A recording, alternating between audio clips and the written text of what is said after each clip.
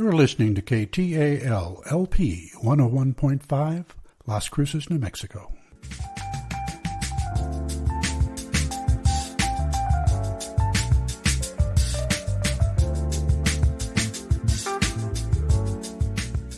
Good morning and welcome to Take on Faith. I am your host, Reverend Xolani Kacela, or XK. Each week we'll explore matters of faith, spirituality, and current issues affecting our experience of the human condition. We'll have a thought-provoking guest on each episode. Thank you for joining me. Let's jump right on in. Today I have two guests who have co-authored Reiki, a self-practice to live in peace with self and others. Elise Brenner Ph D is a Reiki master, mindfulness meditation teacher, and assistant professor in the Department of Public Health and Sociology at Simmons University in Boston. She provides Reiki training and presentations to healthcare professionals and to the public. She joins us from Auburndale, Massachusetts. Her co-author, Nancy Spatz, MD, is a Reiki master teacher, graduate of Boston University School of Medicine. She completed her psychiatry training in 1994 at Beth Israel Hospital, Harvard Medical School. Dr. Spatz is co-founder of Inspire Power Advocacy in Motion, a unique program that blends breathwork, meditation, Reiki practice, and martial arts for the purpose of cultivating self-awareness, strength, and advocacy, self-advocacy. She joins us from Wellesley, Massachusetts. Drs. Elise Spatz and Nancy Brenner, welcome to Take on Faith. Thank you for having us, XK. It's an honor. I probably should ask you. Thank you so much. You're welcome. I probably should ask you, how are you holding up during this ongoing medical or public health crisis that we find ourselves in with the COVID pandemic? It's troubling, disturbing. It can bring a lot of anger, worry, and fear. And I have over 20 years of training in Reiki practice and 5 years in mindfulness. And so every day I rely on that as well as vigorous exercise to create, well-being and a way through. Nancy, that's yes. I feel, we will discuss the precepts later in our conversation, but the second precept is do not live in worry. And I feel it's very difficult during these challenging times not to live in worry. And for so many people, and especially, children who have been just not able to, just do the regular things, and so I use my practices a lot to try to decrease worry and also to help others learn about how to decrease stress. Because I do agree with you, XK, that it's just an extremely challenging time. It is. And I hear you saying that one of the bigger themes is worrying that the pandemic has brought about. And we'll hope to get into some of that, how Reiki may help us cope and strive during this difficult time. Well, I'm going to begin by asking you both to describe the spiritual or religious background from your childhood. Nancy, would you start? Sure. So I grew up in a traditional Jewish background, but I had extended family of other faiths. So I was fortunate to be exposed to different traditions.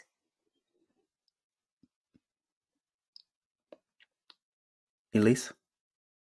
Yeah, I also have a Jewish upbringing, but not observant, a more universalistic and social action orientation.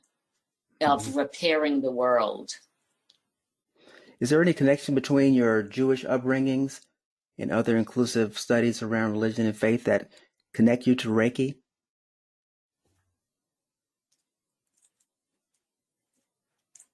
Well, the idea of repairing the world is a common Jewish belief, and I think that's true for many religions. And so, in Reiki, we also hope to do as much, help and repair the world as much as we possibly can. Understood. And I'd love to add on to what Nancy said, because repairing the world requires that we embrace the world. And Reiki practice is really about a participation consciousness, kind of this sacred outlook that encompasses all beings in a non-dualistic way. So there's no I, there's no you, there's no othering. As a white person, I don't have the experience of somebody with dark skin, with somebody who's not of my white body or Jewish body. However, a participation consciousness teaches similarly to tikkun olam, repair the world in Hebrew, the Jewish outlook on a universalistic orientation, all beings, humans in nature, humans in humans, humans and spirit, all three. Good connection. We'll talk about how you all know each other in your professional or personal lives. It's not that common that I have a PhD and an MD as a partnership on the program, so we're interested in hearing about your connection. Okay, so I met Elise at a Reiki conference where she was actually the keynote speaker and delivering the speech. And I felt so at peace after listening to what Elise said and her thoughts about Reiki that I then got together with Elise, and I had taken a lot of other Reiki courses, but then I took another course with Elise, and we just really resonate with each other. So we became, a very close friendship. Writing the book together was just a wonderful experience because we both had the same goal in mind, to teach Reiki practice skills so that people can feel better. And we wanted everyone to have an experience with learning Reiki. And so we thought by writing a book, it would be helpful to all people to help with challenges, both big and small. And so writing the book and it having such a close, heartfelt relationship with my co-author has been a true gift. Well, before we get into the book, I want you to introduce our audience to Reiki, talk about its founder, Mikhail Usui, and how he came to the practice, and then say a little bit about how it works, the practice of Reiki. Yes, I'm going to start, if I may, with the word Reiki itself, which in Japanese is composed of two Japanese kanji, two characters. And in Usui's day, it would have been translated as sacred energy or soul energy or spirit energy. And Mikao Usui was a lay Buddhist priest. He was born in 1860s and he died in around 1926. So it's modern, but he based his teachings of the Reiki practices on Shintoism, Buddhism, Taoism, and some kind of, you might call them a little bit esoteric combos of those, like Shugendo. And he was from a fairly reputable or illustrious family who had lived in this particular town for like 800 years. But, he didn't really go into that livelihood that his family might have wanted him to. He was more of a seeker. And in his seeking, which was very diligent, he had an experience of Anshin Ritsume, which is, maybe you could say enlightenment. And he was on a mountain, and when he had this experience, it's a very common thing for spiritual seekers in those times in Japan. And when he came down from the mountain, this kind of awakening was embodied in his statement: the universe is within me, and I am in the universe. And all of his practices, of which there are a series of meditations, the Reiki precepts, the hands-on healing of self and others, all of these practices are to create and cultivate within us kind of a state of mind and a state of being of wisdom and compassion. And I am in the universe is within me, non-duality. You know what Thich Nhat Hanh says, interbeing. And you also asked, how does it work? And to me, that is asking the physiological part of it. To me, I think I can discuss that maybe the best, because everything else is a mystery, to be honest with you. So, for example, there's a nerve that it's a twin nerve. The vagus nerve comes down through the body, through the torso of the body.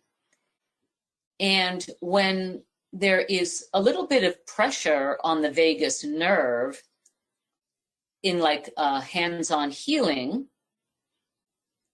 that pressure, just like one of those weighted blankets that you might have to bring calm, it actually facilitates the parasympathetic mode of the nervous system. So as such, it brings all of any emotional and physical hyperarousal you may have, and brings a sense of soothing and settling of that nervous system. And when the nervous system is in that state, guess what? All the systems of the body are in an optimal state for healing. The mind and the emotions, the soul self, are in an optimal state for healing. So I could go on with physiology. I'm not sure it's of greatest interest. So just let me know, XK. Well, I want to move from what you just described, very lovely, to another component that you write about early in the book, which is resilience. And you write that resilience involves purposefully building our own inner strengths, reserves, and capacities to feel courageous and whole despite disappointment, struggles, and social forces beyond our control. So from this perspective, resilience provides people with the protective qualities, I think, and serves kind of as a preventative measure for our health. And as I listen to you, also take this phrase, the universe is in me, to mean, or one way I interpret that is, if I have that mindset or that embrace within me, I really shouldn't have any fear. But we live in a world that has a lot of fear. And I'm wondering, how did you come up with this understanding of how Reiki boosts resilience? Nancy? Well, if the skills that and practices that we do in Reiki can help our mind and body relax and feel strong, when we're in a balanced state, we're much better able to be clear on our thoughts and actions, and better able to try to deal with adverse situations, which over time we hope will build resilience. And so it's by practicing these skills that helps us, as Elise said, calm the nervous system or bring on the parasympathetic nervous system, and have a overall steadier mind and body, so we can act in ways that we feel comfortable with. Yeah, I heard yesterday, I was listening to this master class with Carlos Santana talking about how to play the guitar. And he talked about the foundation of his work being practice. But he said he doesn't call it practice. He calls it an offering.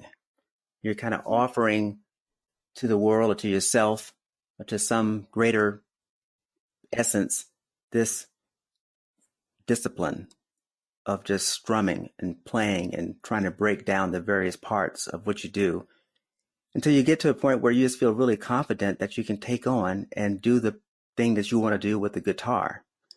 And it sounds like that is part of this resilience, is that you practice it. And then when you encounter struggles, you're already ready to have like a pre-resilience, if you would, just to help you get through it. Does that make sense? Yes, may I kindly suggest that when you even came with this initial question, and you mentioned preventative health, this is very much my public health purview. So I happen to be like, oh, I love that.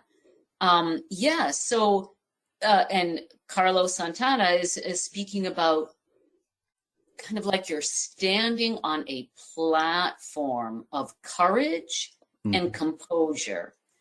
And from that place, you can open your protective, constricted self. And then it just pours out like an offering. And that is very in keeping. That was very sharp. That's very in keeping with our understanding of Reiki practice. And, whether you practice every day in a formal 15 minutes, set your timer, or half an hour, or in the moment, whatever you do, it's cumulative. So if you pick up your guitar for 5 hours, you're accumulating a lot of practice. But if it's in bits throughout the day, right, when adversity hits, that's cumulative. It all is cumulative and solidifies that platform of courage and composure, as in resilience. Yeah. What comes to my mind as I listen to you is thinking about Carlos Santana, but also another musical master, was Kenny G. And both of them started their training at such early ages. Carlos Santana said he was learning scales at 5 years old when he was practicing with his father. Kenny G was playing when he was somewhere around ninth grade. And I wondered, is Reiki available to children? Do you know of parents who treat or teach their children Reiki? Because if they taught early, when we get to a point of crises, and we have crises throughout our lives, according to Piaget, they would be more resilient and able to undertake these difficult challenges. Exactly. So, for example, I do teach Reiki training to children in little small slices of age grouping, so it's age appropriate.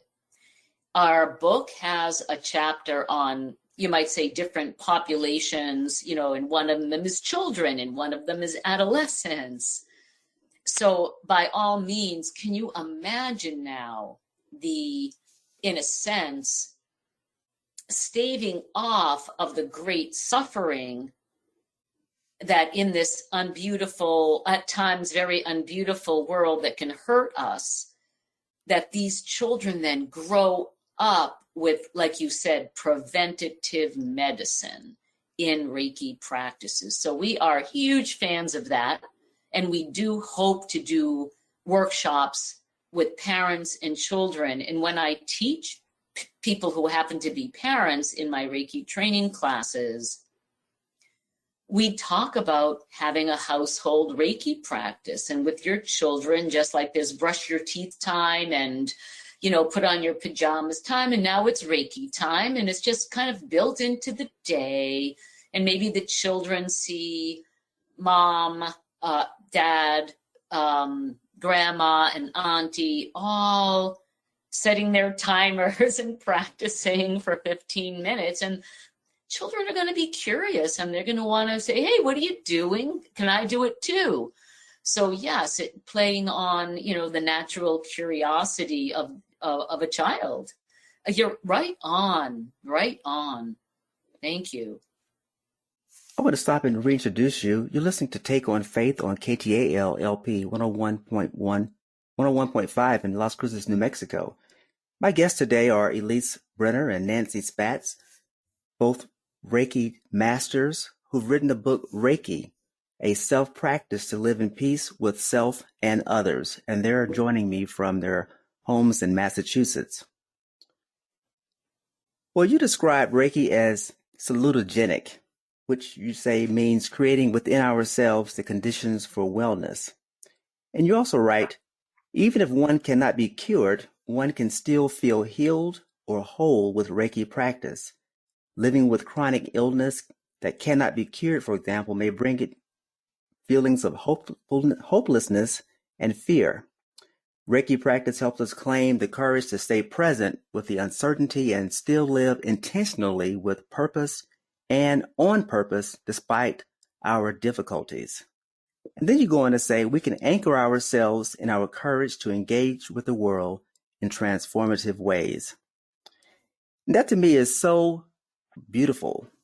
And I don't believe such an orientation can be overemphasized. I mean, you can't say that too much. And I wonder, how did you come to that conclusion about Reiki? I'm going to start with the salutogenic piece because it's really important. This is a very big public health term, right? So salutogenic is contrasted with pathogenic. So just think about, as you said, salutogenic means health creating. Pathogenic means disease and illness and sickness creating. And salutogenesis or salutogenic approach can be on a personal level, right? So maybe like, what can I do now, today, for growth, for growing and giving? What can I do for living on purpose and with purpose? Do I have salutogenic, health creating, wellness, well-being creating practices in my life just as it is right now, with all, like I said, the unbeautiful social and systemic forces, personal disappointments, struggles, and hurts. So we can create, if we are conscious, salutogenic conditions within our being. And when we do that, it creates like an inner terrain, like an inner landscape within ourselves, like Nancy was talking about the parasympathetic nervous system,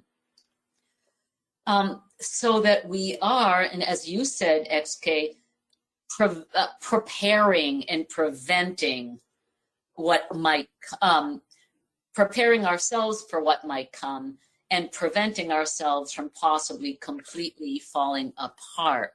And not only is salutogenesis on the individual level, but maybe more importantly, it can be about salutogenic socio-cultural, economic, political environments and salutogenic ideologies that we all get to live in. And I know that brings things up to a policy level to some degree, and that's our responsibility too. And should I have more, but I can, hold off. No, that's fine. I just love the way that you describe that. It has the individual, but it goes beyond the individual to the greater society. And there's healing possible for all of us with this practice. Can you talk about the precepts? Because we know that Reiki is a multi-layered spiritual practice. Elise. Okay, Nancy's pointing. Well, first, listeners, what are the Reiki precepts? These are 5 teachings that are like a compass. And we use the analogy of a compass in the book, pointing us in a direction such that if we embody the precepts, we bring mind-body harmony. And so here are the precepts, and they start with just for today or for today only. For today only, I do not fuel anger. Just for today, I do not fuel worry. Just for today, I practice gratitude. Just for today, I am true to my way and my being. And just for today, I practice compassion to all beings, including myself. And that's my little own translation, which I took a little from the Japanese. I took a little bit of, it took me a while to come up with them. And the reason it's so important is to think about do not fuel anger or worry, and fear, it underlies both of those. So it's like anger, worry, fear, all in one great package. Is in order not to fuel my worry, my anger, my fear, first I have to notice that anger or worry or fear are arising within me. So this is about us getting more familiar with ourselves. What are the signals and the symptoms and the sensations in my body that say to me, danger, danger, right? You're feeling some danger, and the body is saying, okay, you're going to react in your habitual way now. You're going to get angry and you're going to lash out. You're going to get angry and you're going to pull it into yourself. You're going to get worried and you're going to get stomach problems, whatever it may be. So, but the first step is to notice those signals. But then it's do not fuel them. So then there's that pause. I pause and I'm like, wait a minute, there are those signals. I could really get reactive in my old habitual conditioned ways, or I can have a choice. So I can touch the anger, but I don't have to fuel it. I can touch the worry, but I don't have to fuel it. And the first 2 precepts really are all about distancing, distance from self, distant from others. And when we work with anger, worry, and fear over the many years, what lies in ourselves naturally are the last 3 precepts. They're in there. It's just they've been covered up by all the layers of conditionings that bring the anger, worry, and fear. And so it's almost like you don't have to work on gratitude, compassion, and being true to your way and your being, because they're already part of us. We just get to rediscover them and do that offering thing that you mentioned, that Carlos Santana mentioned. We just get to open and offer that with our action. It has to be action. So those are the precepts. They are the foundation of the system of Reiki and the outcome of its practice. Would a practitioner say those or recite those or have them written down somewhere? How might those be brought to mind? Well, if they're just a piece of paper on the wall, my friends, that's not going to cut it.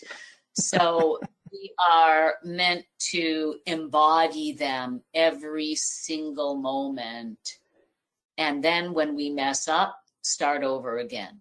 Okay? Because it's going to be, beginner's mind. Yeah, I did that. Okay, that wasn't my best moment. And that is itself reminds you of the precepts. I'm glad you brought those up because I was listening to an interview with former President Donald Trump, and he was doing his normal thing of shouting fictions and subtly encouraging people to distrust the facts while insulting a highly esteemed journalist. And this behavior also transforms the world. It doesn't transform it in a way that breaks down racism, as you mentioned in your book, or breaks down oppression. It encourages more of the opposite of those precepts. So in this strange time, how do you get people to act out of their courage and from those precepts? So when things around them or people around them like Trump are normalizing fear and groupthink and distrust in this, what I call large-scale social bullying, that they can resist, and not react from the lower part of their brains. Well, I don't think we really kind of get people to do anything, but we can try to create spaces like you've created here of possibly common ground, another possibility, another way, even if it's only one person at a time. One person has beingness, and a mob does not have a beingness. And this, to me, is the most challenging of your questions. But I really don't think we can get people to do much of anything. We need another approach. And it's not going to be easy. Hatefulness is unleashed, but we have within us the capacity for both hatefulness and lovingness. And how are we all going to reward and offer out the lovingness? To be honest with you, I'd like to hear what you have to say. You teach us, please.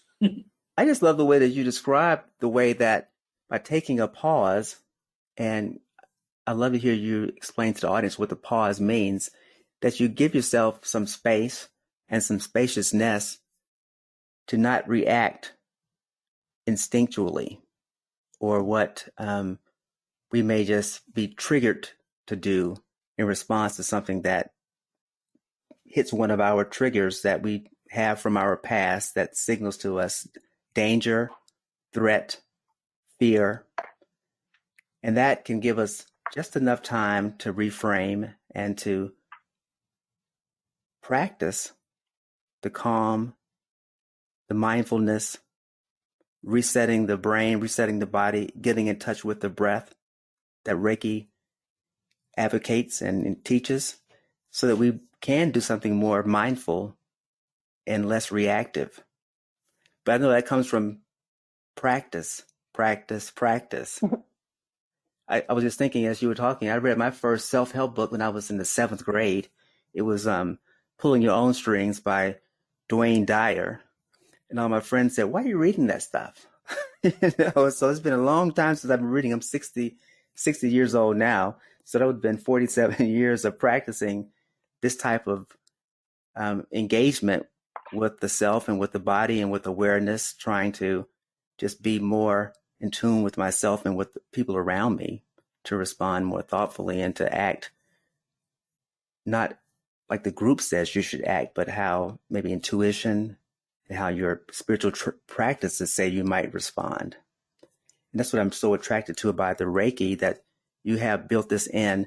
And I'm not sure that people who understand Reiki know these precepts as much as they know just the physical part of being touched or having their hands, a person having their hands above the body, conveying energy and peacefulness. So if we can move to the part about the hands-on self-practice, which differs from, I think, the traditional understanding of Reiki.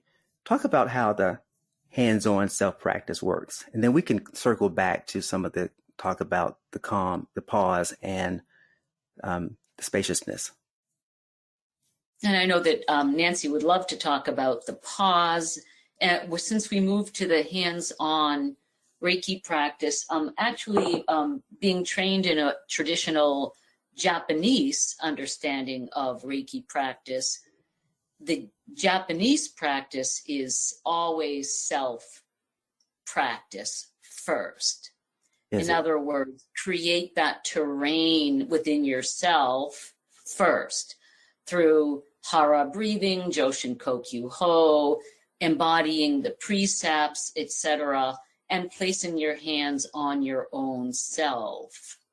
And that is the practice, so that then we can play the guitar like, no, we can't play the guitar like Carlos. You get my point, right? Right. So in the West, the Japanese cultural context kind of got lost a little bit. And so it seems like the focus is all on hands-on healing that is practitioner directed. And yes, that's a piece of it. It's a great piece of it. Nancy and I have done plenty of that. But really, the self-practice, whether it's hands-on or the several meditations and embodying the precepts, this is where we start to create within ourselves that terrain of courage and resilience, spaciousness. That's the key word. That's a very key word. So much of Reiki is about spaciousness, expansiveness, and everybody and every being and every insect and waterfall is in that field, if you will, in that space. So I hope that helped you and the listeners. So you're saying that the hands-on practice has been foundational to Reiki over time.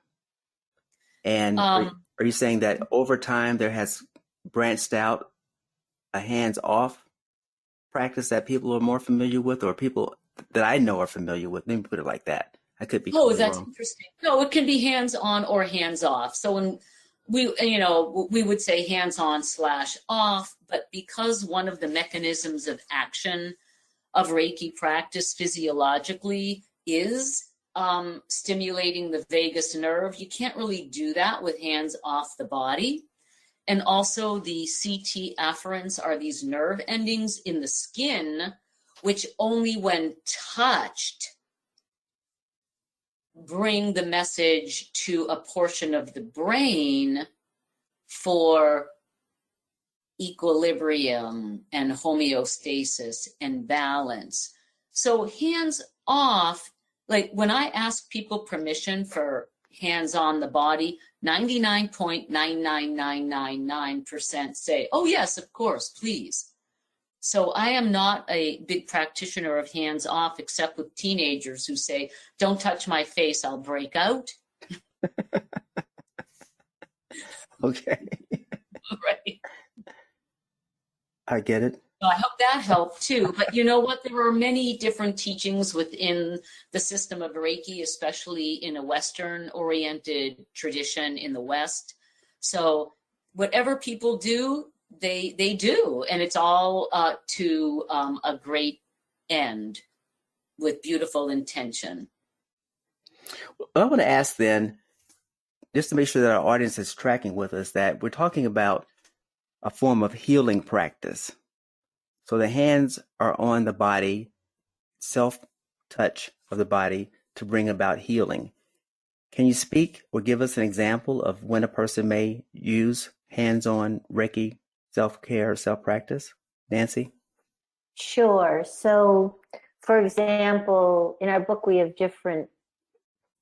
bring about real life situations so we can help people maybe relate to them and know how to help themselves at certain times. So, one of the examples we use is when someone goes for a yearly mammogram, and after having been diagnosed with breast cancer, and they go into the waiting room and they see, they get their test and then they go sit back down and they're waiting for the results, and they see a lot of other people coming and going, and the mind starts to just run away with itself and say, oh my goodness, there must be something wrong. Maybe I have this again. What can I do? And so that's where the hands-on self-Reiki practice can come in. What one would do is the breathing, as you mentioned earlier, is really important to calming the mind and bringing about the parasympathetic nervous system along with the hands-on healing. So, for example, you're sitting in the waiting room and you're getting very worried about what the results are going to show. And, either way, whatever they are going to show in that moment, if you can try to calm your mind and relax your body, what we can do is put our hands on the part of the body that is calling to us. So, for example, put your hands on your heart. In our book, we have a certain practice that you go through different hand positions, and we actually even have pictures. So we try to make it simple and easy. And so what you would do is you would put your hands on your chest, say your heart, and then you would take what's called a hara breath, which is you take a longer, you take a nice refreshing in breath and then a longer out breath. And with that longer out breath and with the hands on your chest, you are stimulating the parasympathetic nervous system to relax and calm down your body. And that in that way, your mind can calm down. And even for that moment, it's a very practical way to get people through a situation of this, of any situation that may be causing a lot of stress. And you can do that in the moment. But as we mentioned earlier, if you say have a practice where you do it for 15 minutes a day with just that hara breathing, that you prepare yourself for a situation, that will come to you at some point, which causes stress or anxiety. So I hope that was helpful. It was. I want to stop and reintroduce you. You're listening to Take on Faith. I'm Xolani, Kacela, the host. We're on 101.5 in Las Cruces, New Mexico. My guests today are Elise Brenner and Nancy Spatz. They're both Reiki masters, and they're talking about their book that has come out called Reiki, a Self-Practice to Live in Peace with Self and Others. And Nancy was just giving us a kind of description of how to do the self-practice. I can tell you right now, I'm sitting here with one of my legs extended because I had a surgery last Friday, and I have to keep the leg straight. So I'm practicing what you're saying to try to relieve some of the pain I feel in my sits bone from sitting on the edge of this chair for the last 40 minutes. And I think it does make a difference. It really makes a difference. Well, I want to get back to a couple other ideas that are in the book that I think are important, which are this notion of the pause. And I think about that because In the last week, 3 people I know intimately, including myself, have all experienced hospitalizations. I just mentioned the surgery I had on my quadriceps tendon last week. One of my friends had pneumonia, and the other just had a hip replacement yesterday. And within a few hours, I got a text message from the guy with the hip replacement talking about some work-related stuff. And I thought, wow, that's pretty quick. How do you get to doing work within hours of a hip replacement? So I started thinking about, could we have stopped ourselves? Because I think we all have done it. The 3 of us have done that, where you're within hours doing something that is not necessarily health generating. It's not that preventative type of medicine that you would do following something that was pretty serious. And whether we could have stopped it, given the notion that we are all acting from our sense of purpose. And I'm wondering, how does one balance out the need for a pause when you're so driven by purpose?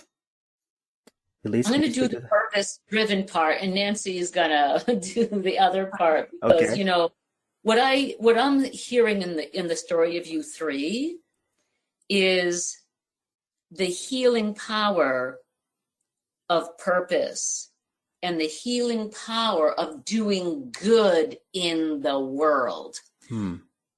So I think that needs to be held. We're complex being. We're going to hold both. So that's my bit. And then Nancy on the pause, right?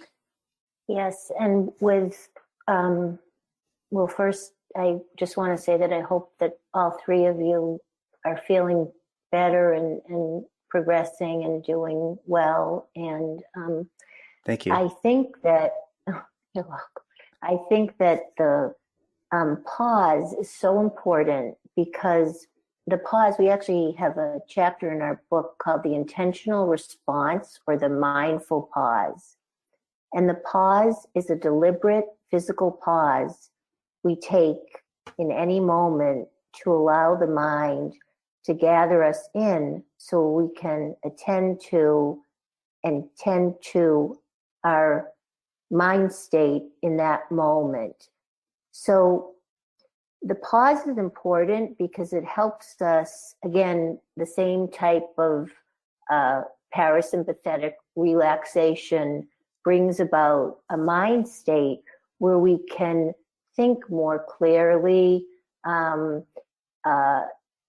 after we feel relaxed and grounded. And sometimes it is very important to be able to, like you mentioned, pause and say, oh, I need a little break here now. I just had my knee operated on, and I definitely have this purpose, and it's going to get me through, like Elise mentioned. But it's good to check in with yourself and see what you need at the moment with the pause.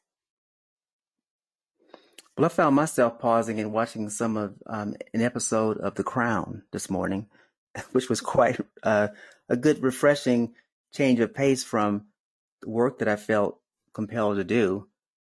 As you said, to bring goodness into the world, to respond in accordance with my purpose in life and what I feel will bring about healing to a hurting world.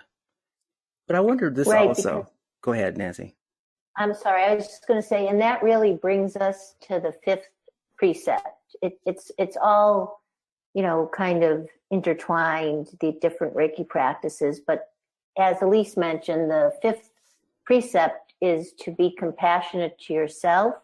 And when you're compassionate to yourself, you're more able to be compassionate to others. So sometimes we need that pause so we can be compassionate to ourselves. And therefore, ultimately, the purpose to help others. Mm-hmm. Well, I was wondering about this notion of being kind of compelled to do things these days, because we have so many things pulling us in different ways.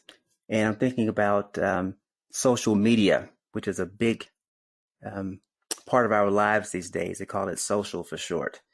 And I'm wondering if there's any difference between the compulsion to do something like what I talked about earlier, whether it's working on church work or working on a book, or my friend was working on a sermon, than a person who is compelled to work or do something on TikTok or Facebook, where they're posting parts of their lives to the greater world for them to see. Does Reiki have anything to do that would distinguish one from the other, to say maybe this one has more benefits to the self or to the world versus the other? Elise? Yeah, I'm just going to say that who am I to judge? Good question. Yeah, I mean, yeah. So if we're truly open and truly spacious, we can say, who am I to judge? And that is with some discernment, because wisdom and discernment are necessary. And that is there harm being done to self and others by the compulsion to constantly be checking or whatever people are doing on Facebook or TikTok? And that is the wisdom part. There's compassion, there's wisdom. Those are the two parts of all spiritual traditions. So who am I to judge? It's the compassion part. But the discernment part is this doing harm to self and or others? Excellent point of view. Well, I want to try to keep my interviews 100, which means keeping it real and trying to not just stick with the theoretical, but get to the real life, actual practice. And I'm wondering if either one of you can give us an example of how you've used spaciousness to overcome some difficulty in your own lives. And spaciousness being one of the parts of the Reiki practice. Yes, I've got one. I work 4 jobs, and one is in a retail store. And even now, I can still experience that kind of gripping feeling that can arise when I'm set off by a certain thing from a customer, right? So the background is that my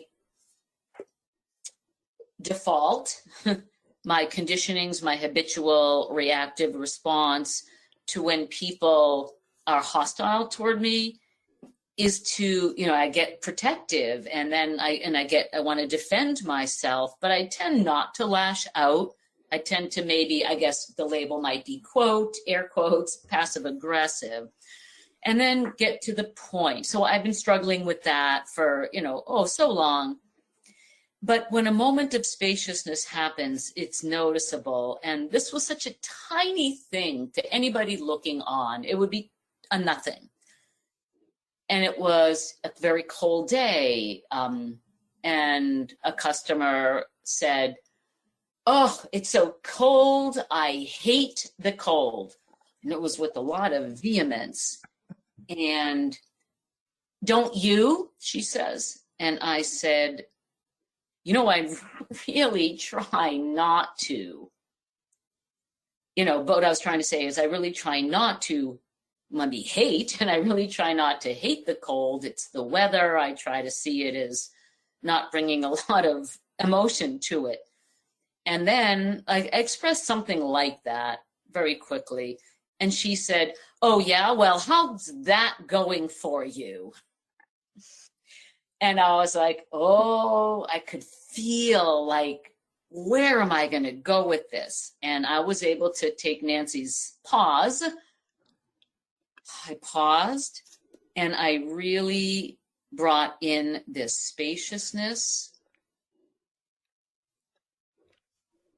And in that spaciousness, I said, "Yeah, well, it's really good to see you here this evening." And that was over. And now it's so tiny. It had to be less than a minute. But it was, to me, it was huge. I don't know if that is even remotely helpful to any listener. No, it's very helpful. I think it's a splendid example of how to put it into practice. It really is. We're down to our last minute and a half, and I want to express my regret that we can't get to the part about social justice, because you have some great social justice work in this book. And there's a quote from Malcolm X that says, "When I is replaced with we, even illness becomes wellness." So I want to encourage our listeners to get a copy of your book, Reiki, a Self-Practice to Live in Peace with Self and Others, by Dr. Elise Brenner and Dr. Nancy Spatz. Elise and Nancy, can you tell us how we can get in contact with you? Elise. Sure. Go ahead, Okay, Nancy. We have a website, which is www.reikiliveinpeace.com. And we also have a Facebook page, which is Reiki Live in Peace, which is all one word. Outstanding. Well, I want to thank you both. Go ahead, Elise. No, thank you for asking about that. I want to thank you Thank both you for so being much. guests on the program, and we look forward to hearing more about Reiki. And I wish you the best of luck and success with this beautifully written book, Reiki: A Self-Practice to Live in Peace with Self and Others. Thank you. Thank you for Thank you so precious much. we'll cherish. Thank you. Be well. Thank you. You've been listening to Take on Faith on KTAL-LP FM 101.5 in Las Cruces, New Mexico. If you have comments about today's program, please email me at xk@revdrxk.com. Be sure to get vaccinated, wear your mask, and stay safe out there. I'm your host, Xolani Kacela.